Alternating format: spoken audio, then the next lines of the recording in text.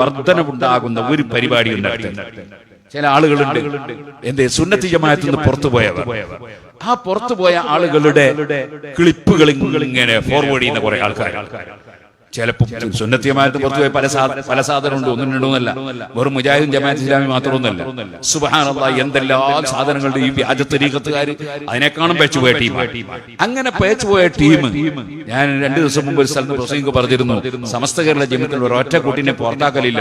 പിന്നെ പുറത്ത് പോയാൽ എന്ത് ചെയ്യും? പുറത്തു പോയി എന്ന് പ്രഖ്യാപിക്കും. അതിന് നമ്മൾ പുറത്താക്കിയെന്ന് നമ്മൾ സാധാരണയായിട്ട് എന്ത് ചെയ്യും? പറയും. യഥാർത്ഥ പുറത്താക്കുകയല്ല, പുറത്ത് പോവുകയാണ്. പുറത്ത് പോയാൽ നമ്മൾ പ്രഖ്യാപിക്കും പുറത്തു പോയി. ഏതുപോലെ ഇമാമിങ്ങൾ പ്രഖ്യാപിക്കും അത് ഹലാലാണ്. അതിനെപ്പറ്റി നമ്മൾ ഹലാലാക്കി, ഹറാമിനെ പറ്റി ഹലാലാക്കിയതാ അല്ല, ഹലാലാണ് എന്ന് പ്രഖ്യാപിച്ചു എന്നതിന്റെ അർത്ഥം. ഇതുപോലെ തന്നെ സഹഹൽ ഇമാം നവവി, നവവി ഇമാം സഹീഹ് ആക്കിയെന്ന് പറയും. സഹീഹ് അല്ലാത്തതിനെ സഹീഹ് ആക്കുകയല്ല, മറിച്ച് സഹീഹാണെന്ന് പ്രഖ്യാപിച്ചു എന്നതിന്റെ അർത്ഥം. ഇതുപോലെ പുറത്ത് പോയി എന്ന് പ്രഖ്യാപിക്കുന്നതാണ് ഈ പുറത്താക്കി അല്ലാതെ ആരെയും പിടിച്ച് പുറത്താക്കലൊന്നും, അങ്ങനെ പുറത്താക്കുന്ന പരിപാടിയില്ല. അതേസമയം അങ്ങനെ പുറത്തുപോയ ചിലരും, പിഴച്ചുപോയ ആളുകൾ, അവര് പല തെറ്റുകളും ഇങ്ങനെ പറഞ്ഞു നടക്കും. അതൊക്കെ ഇങ്ങനെ ക്ലിപ്പാക്കിയിട്ട് എല്ലാവർക്കും വിട്ടുകൊടുക്കുകയും ഫോർവേഡ് ചെയ്യുന്ന കുറെ ആൾക്കാരുണ്ട്. അവർ വളരെ ശ്രദ്ധിച്ചോളണം. അതേതെങ്കിലും ഒരുത്തൽ കേട്ട് പിഴച്ചു പോയാൽ നീ അതിന്റെ ഉത്തരവാദിയാകും, അള്ളാഹുവിന്റെ അടുക്കൽ ചോദ്യം ചെയ്യപ്പെടും. ഒരിക്കലും പിഴച്ച ആശയങ്ങൾ പ്രചരിപ്പിക്കാൻ പാടില്ല. അത്തരം പിഴച്ച ആശയങ്ങൾ പറയുന്ന സ്ഥലത്ത് പോയി നിൽക്കാൻ പാടില്ല. എനിക്ക് നാളെ വലിയ സങ്കടം തോന്നി. യുക്തിവാദികളും നിരീശ്വരവാദികളും ഒക്കെ പ്രസംഗിക്കുന്ന ഒരു സദസ്സ്. ആ സദസ്സിൽ തൊപ്പി വിട്ടിട്ട് തലയെക്കെട്ടും കെട്ടിയിട്ട് വെള്ളക്കുപ്പായ ഇട്ടിട്ട് ചില കുട്ടികൾ പോയി നിൽക്കുന്നു. നമ്മളെ മുത്തലിമിങ്ങളൊന്നല്ല. ആ പോയി നിന്ന് മുത്തലിമും ആയിരിക്കൂല, ചിലപ്പോ അവര് തന്നെ മുത്തലിമിന്റെ വേഷത്തെ കൊണ്ടുവന്നായിരിക്കും. എന്തോ ആകട്ടെ, ഞാൻ പറഞ്ഞു വരുന്നത് അങ്ങനെയൊന്നും ചെയ്യാൻ പാടില്ല. ഒരിക്കലും തന്നെ ഒരു കുഷ്ഠരോഗിയുമായി അടുക്കരുത് നബി സല്ലല്ലാഹു അലൈഹി വസല്ലം പറഞ്ഞു. എന്തേ? കുഷ്ഠരോഗം പകരാതിരിക്കാനാ. അത് റസൂലുള്ളാഹിന്റെ റഹ്മത്താണ്. ഇതുപോലെ ഗസാലി ഇമാം റളിയല്ലാഹു അൻഹു, ഇമാം നവവി റളിയല്ലാഹു അൻഹു, ലോകത്തുള്ള എല്ലാ ഇമാമികളും പറഞ്ഞു, സുന്നത്തി ജമാഅത്തുകാരല്ലാത്തവരുടെ പുസ്തകം വായിക്കണ്ട, അവരെ പ്രസംഗം കേൾക്കണ്ട, അവരെ സദസ്സ് പങ്കെടുക്കണ്ട. എന്താ കാരണം? നമ്മളെ ഈമാൻ പോയിപ്പോട്ടാന്ന് വിചാരിച്ചിട്ടാണ്. ഇപ്പൊ തന്നെ പ്രബോധനം പറഞ്ഞ ന്യായം കണ്ടില്ലേ നിങ്ങൾ? ആ പ്രബോധനം വായിച്ചാൽ തങ്ങന്മാർക്ക് ഒരു ബഹുമാനമില്ലാന്ന് തോന്നൂലേ ആൾക്കാർക്ക്? അതൊക്കെ ജാഹിലിയത്താണെന്ന് തോന്നൂലേ? ഇതുണ്ടോ? കിതാബോധി പഠിക്കാത്ത സാധാരണക്കാർക്കുണ്ടോ ഒരു യാഥാർത്ഥ്യം മനസ്സിലാവുന്നു? അതുകൊണ്ടാണ് അവരുടെ പുസ്തകങ്ങൾ വായിക്കരുത്, അവരുമായി ബന്ധപ്പെടുന്ന. അതാണ് മഹാനായ മുഹീദ്ദീൻ ശൈഖ് തങ്ങൾ പറയാണ്, സുന്നത്തി ജമാഅത്തിന്റെ പുറത്തുള്ള ആളുകൾക്ക് വർധനമുണ്ടാക്കുന്ന ഒരു പരിപാടിയും ചെയ്യാൻ പാടില്ല. അവരുമായിട്ട് അങ്ങനെ അവർക്കൊരു രംഗത്ത് വരാനുള്ള അവസരങ്ങൾ ഉണ്ടാക്കാൻ പാടില്ല. വലാ യുദാനിയഹും, അവരുമായി അടുക്കാൻ പാടില്ല. അവരുമായി അടുക്കാൻ പാടില്ല. അവർക്ക് നിങ്ങൾ സലാം തന്നെ പറയേണ്ടതില്ല. കാരണം അതിന് ശേഷം മഹാനവർ കാരണം പറയുന്നില്ല, അന്ന ഇമാമന അഹ്മദ് ബിൻ ഹംബൽ റളിയല്ലാഹു അൻഹു, മഹാനവർ പറയുന്ന ഇമാം അഹ്മദ് ബിൻ ഹംബൽ റളിയല്ലാഹു അൻഹു അവിടുന്ന് പറഞ്ഞു, മൻ സല്ലമ അലാ സാഹിബി ബിദ്അത്തിൻ ഫഖദ് അഹബ്ബ, ഒരു ബിദ്അത്തുകാരന് സലാം പറഞ്ഞാൽ അവനെ സ്നേഹിച്ചവനായി അവൻ. ലിഖൗലി നബി സല്ലല്ലാഹു അലൈഹി വസല്ലം, നബി തങ്ങൾ പറഞ്ഞില്ലേ, അഫ്സുസ്സലാമ ബൈനക്കും തഹാബു, സലാമിനെ വ്യാപിപ്പിച്ചോളൂ, അപ്പോൾ സ്നേഹം പ്രകടിപ്പിക്കലാവുന്ന പറഞ്ഞില്ലേ? അപ്പൊ സ്നേഹം പ്രകടിപ്പിക്കാൻ പറ്റുന്നവരോട് സ്നേഹം പ്രകടിപ്പിക്കാവൂ. അള്ളാഹിന്റെ റസൂൽ നമ്മളെ പോലത്തെ ഒരു മനുഷ്യനാണെന്ന് പറയുമ്പോൾ അയാളോട് അസ്സലാമു അലൈക്കും എന്നാ പറയണ്ടേ? അതേ നബി സല്ലല്ലാഹുവിന്റെ ശരീരം മണ്ണിന്ന് ജീർണിച്ച് നശിച്ചുപോയി എന്ന് പറയും ഒരു മൗലവി. അസ്സലാമു അലൈക്കും അയാളോട് പറയണ്ടേ? ഇന്നാലില്ലാതെ പറയാൻ പറ്റില്ല. ഇത്ര വലിയ മുസീബത്തല്ലേ അവൻ പറഞ്ഞ അയാളോട് അസ്സലാമു അലൈക്കും എന്നാ പറയേണ്ടത്? ഓ സുഹൃത്തുക്കളെ, അങ്ങനെ നബി സല്ലല്ലാഹു അലൈഹി വസല്ലമയുടെ തരം താഴ്ത്തി പറയുന്നവർ, ബിദ്അത്തുകാർ, അവരുമായി സലാം പറയാൻ പാടില്ല. പിന്നെയും പറയാണ്, വലാ യുജാലിസഹും, അവരുടെ അടുക്കൽ പോയി ഇരിക്കാൻ പാടില്ല, അവരെ കൂട്ടത്തിൽ പോയി ഇരിക്കാൻ പാടില്ല. വലാ യഖ്റുബ മിൻഹും എന്ന് പറഞ്ഞാൽ അതിന്റെ അർത്ഥം അവർ ബസ് കയറുമ്പോൾ നമ്മളെ ബസ് കയറണ്ടെന്നല്ല, അങ്ങനെ തെറ്റിദ്ധരിക്കല്ല. അവരുടെ കൂടെ ഇരിക്കാൻ പാടില്ല, നമ്മൾ ബസ്സിൽ അവരുടെ സീറ്റിൽ ഇരിക്കുകയാണെങ്കിൽ നമ്മൾ നിൽക്കണമെന്നല്ല, മറിച്ച് അവരുമായി നല്ല ബന്ധത്തിൽ കൂടിയിരിക്കാൻ പാടില്ല എന്നാണ് പറഞ്ഞതിന്റെ അർത്ഥം. നേരെ മറിച്ച് അവരായിട്ട് വാദപ്രയോഗം നടത്തുകയാണെങ്കിൽ നമ്മൾ സ്റ്റേജ് മത്തിനെ കയറ്റിയിട്ട് ചിലപ്പോൾ വാദപ്രയോഗം നടത്തേണ്ടി വരും. അങ്ങനെ അവരെ അടുത്തിരുന്നില്ല എന്ന് ചോദിക്കാൻ പാടില്ല. പറയുന്നതിനൊക്കെ ഓരോന്നിനും അതിൻ്റെതായ അർത്ഥങ്ങളുണ്ട്. വലാ യുജാലിസഹും വലാ യഖ്റുബ മിൻഹും, അവരുമായി അടുപ്പം കാണിക്കാൻ പാടില്ല. വലാ യുഹന്നിഹും ഫിൽ അയ്യാദി വഔഖാതി സുറൂർ, സന്തോഷത്തിന്റെ സമയങ്ങളിലും പെരുന്നാളുകളിലും അവർക്ക് ആശംസ തന്നെ അർപ്പിക്കാൻ പാടില്ല. വലാ യുസല്ലി ഇദാ മാതു, അവർ മരിച്ചാൽ മറ്റുള്ളവർക്ക് മയ്യിത്ത് നിസ്കരിക്കുന്നത് പോലെ ബഹുമാനാദരവായി എല്ലാ പള്ളിയിൽ നിന്നും മയ്യിത്ത് നിസ്കരിക്കുക, എല്ലാ സ്ഥലത്തു നിന്നും മയ്യിത്ത് നിസ്കരിക്കുക, അങ്ങനത്തെ പരിപാടി നടത്താൻ പാടില്ല. അവരെ ഫർള് വിടാൻ വേണ്ടി നിങ്ങൾ തൊട്ടുപോയതായിരിക്കും. അവരുടെ ഫർള് വിടാൻ വേണ്ടി ആരെങ്കിലും മയ്യിത്ത് നിസ്കരിക്കണം, അവരോട് തന്നെ നിസ്കരിക്കൂലേ? നമ്മൾ പോയിട്ട് നിസ്കരിക്കേണ്ട ആവശ്യമുണ്ടോ? കാരണം നമ്മൾ മുശ്രിക്കീങ്ങളാണെന്നില്ല അവരുടെ വാദം. മുശ്രിക്കീങ്ങൾ നിസ്കരിച്ചിട്ട് എന്താ കാര്യം?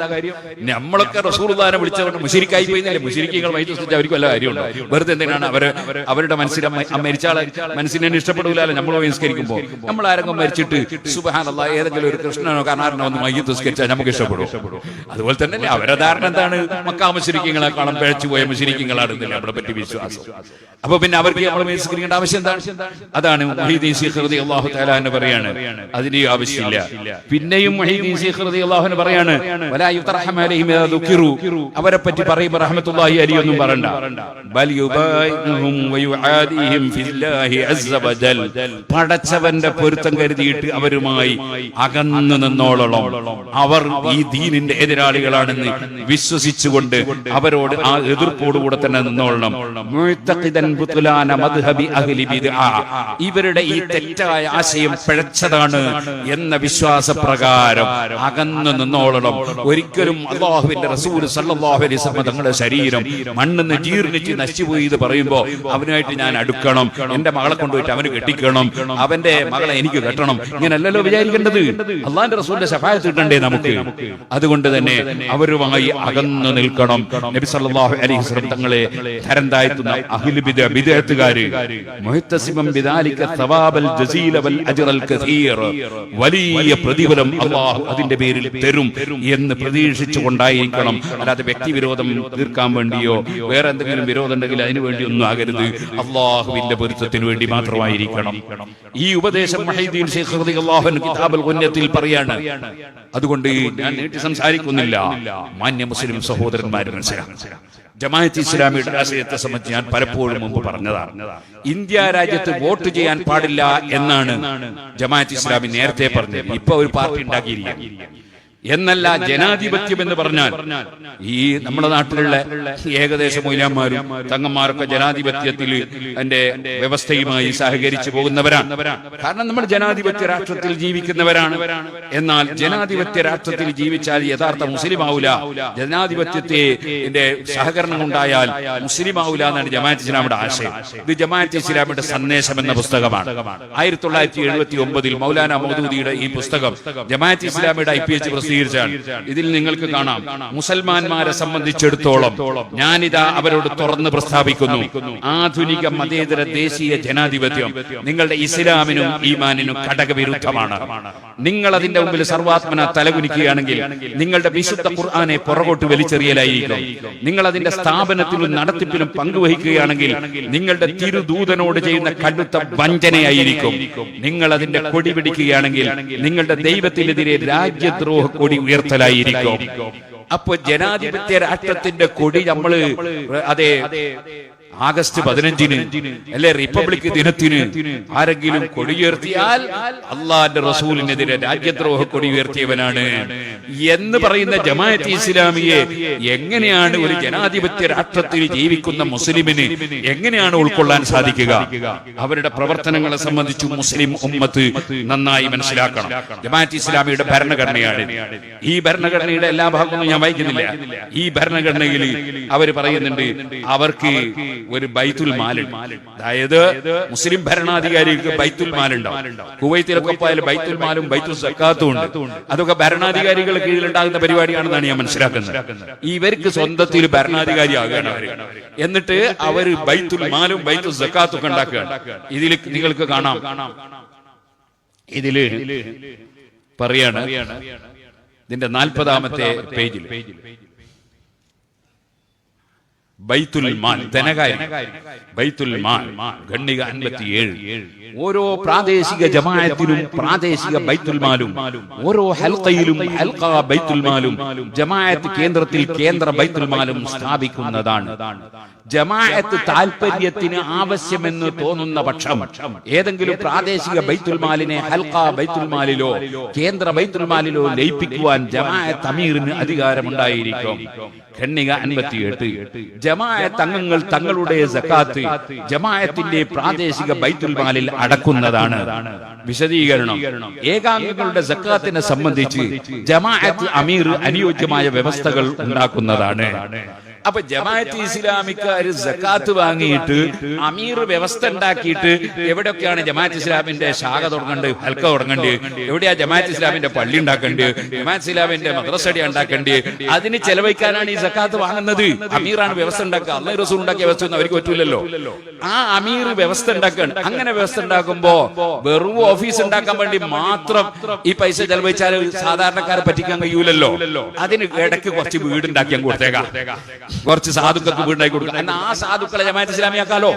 ആ വീട് കിട്ടിയ ജമാഅത്ത് ആളെ എന്ത് ചെയ്യുക, റസൂലുള്ളാഹിന്റെ ശരീരം ജീർണിച്ച് നശിച്ചുപോയി, തങ്ങന്മാരിൽ നിന്ന് വിശ്വസിച്ചാൽ അത് ഉച്ച നീയത്വമാണെന്ന് പഠിപ്പിക്കാലോ.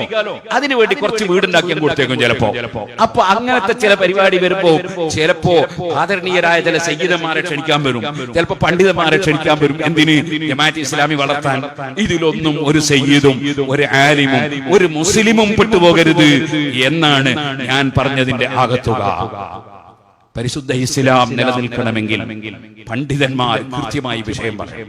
എന്നാ പിന്നെ നിങ്ങൾക്ക് തോന്നും എന്താണ് അങ്ങനെ ജമാഅത്ത് ഇസ്ലാമി അങ്ങനെ ഈ ബൈത്തുൽ മാൽ ഉണ്ടാക്കി സക്കാത്തൊക്കെ പിച്ചന്റെ കുഴപ്പം.